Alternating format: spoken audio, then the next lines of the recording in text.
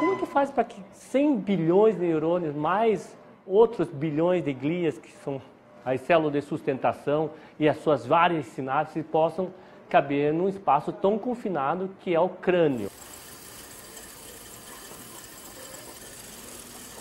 Se você abrir o cérebro de uma pessoa num ato cirúrgico para tirar um tumor, para o que for, não é? Você abre a cabeça, você não vê nenhum movimento para nada. Daqui a pouquinho, você só vai mexer os dedos da mão direita. E você diz, aqui dentro está o pensamento, aqui dentro estão as minhas paixões, aqui dentro estão as minhas emoções, minhas tristezas. Como é que isso aqui acontece?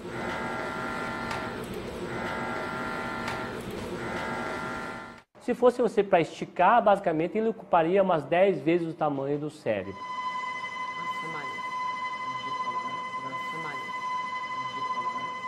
A mente, ela está no cérebro, ela é produto da atividade do cérebro? É uma grande pergunta. O órgão que fascina estes 3 pesquisadores é o centro do nosso sistema nervoso.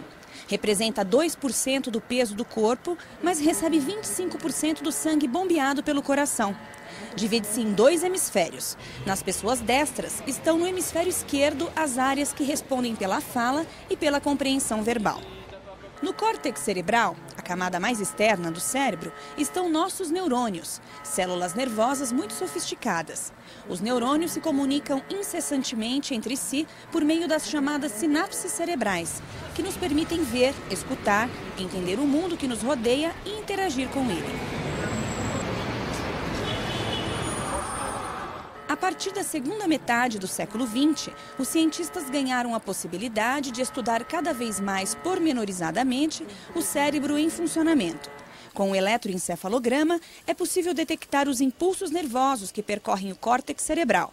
Nos anos 70, com a tomografia computadorizada, os cientistas puderam obter imagens da estrutura cerebral.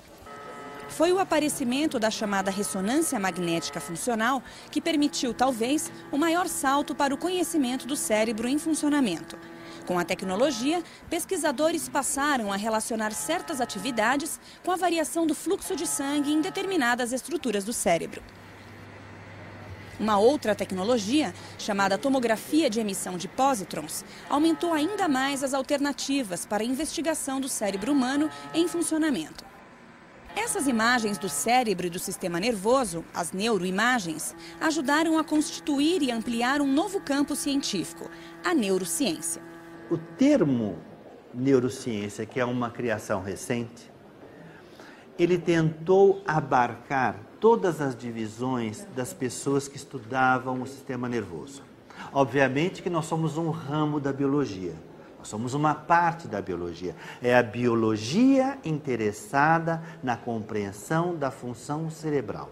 Ésper Cavalheiro é pesquisador da Universidade Federal de São Paulo e um dos mais importantes neurocientistas do Brasil. A imagem do cérebro, a imagem do corpo humano melhorou muitíssimo nas últimas décadas. A ressonância é quase que você ver uma fotografia interna do indivíduo, não é?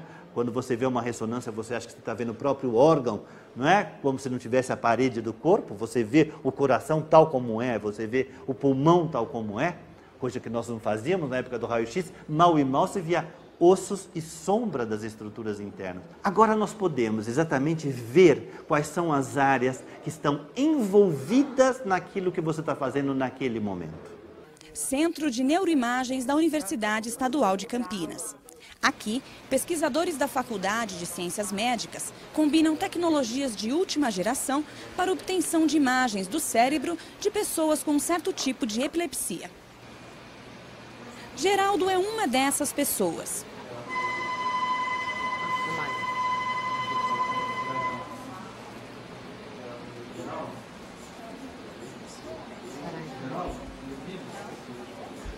O médico e cientista Fernando Sendes, coordenador do grupo de pesquisa, está conversando com ele. Daqui a pouquinho, você só vai mexer os dedos da mão direita, tá? Como se você estivesse tocando piano, tá bom? Quando eu falar. Exatamente essa área aqui, onde nós estamos vendo esse ponto vermelho, é a região relacionada à movimentação da mão direita do paciente. Nesse exame especificamente, ele tem um registro simultâneo do eletroencefalograma, que vai registrar a atividade elétrica cerebral através de eletrodos colocados no couro cabeludo. E quando ocorrer uma alteração dessa atividade elétrica cerebral, que é relacionada à epilepsia, nós vamos, naquele momento, procurar alterações no funcionamento cerebral, e essas alterações vão estar localizadas em uma determinada região do cérebro. Então nós vamos poder identificar a estrutura que está relacionada à geração dessa anormalidade. Então, com esse exame anatômico, nós podemos diagnosticar uma lesão que está causando a epilepsia.